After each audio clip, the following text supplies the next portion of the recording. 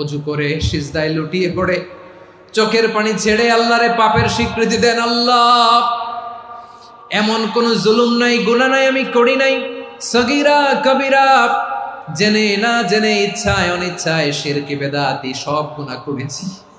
আল্লাহ, আকাশের নিচে জমিনের উপরে আমার চেয়ে বড় গুনাহগার আর কেউ নাই। চোখের পানি ছেড়ে আল্লাহরে বলেন, আল্লাহ, আমি ছাড়া তোমার গোলামের অভাব নাই, তুমি ছাড়া আমার দ্বিতীয় কোনো রব নাই, তুমি ছাড়া তো কেউ আমার গুনাহ ক্ষমা করার নাই, তুমি আমার রব, তুমি আমার সব। বলতে পারবেন? এই তাকরীর আমার পটুয়াখালীর ভাইয়া, এই স্বীকৃতিটা দেখতে আল্লাহ বড্ড ভালোবাসে, কারণ আমরা সবাই গুনাহগার। আমরা সবাই কি? বিশ্বনবী বলেন, কুল্লুকুম খাত্তাউন, বানি আদম, তোমরা সবাই পাপী। সবাই কি? সবাই পাপী। আমরা সবাই পাপী। আপন পাপের বাটখারা দিয়ে অন্যের পাপ মাপি।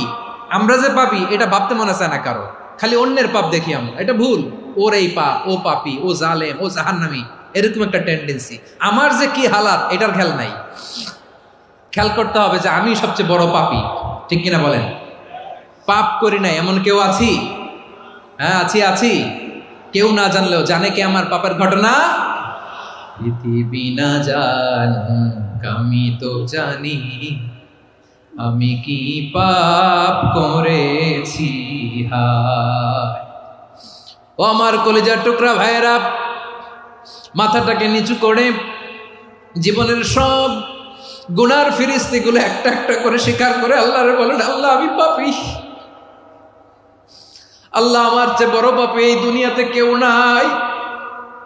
আকাশের নিচে জমিনের উপরে আমার চেয়ে বড় পাপী কেউ নাই।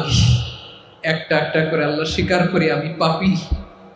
সব পাপের স্বীকৃতি দিলাম।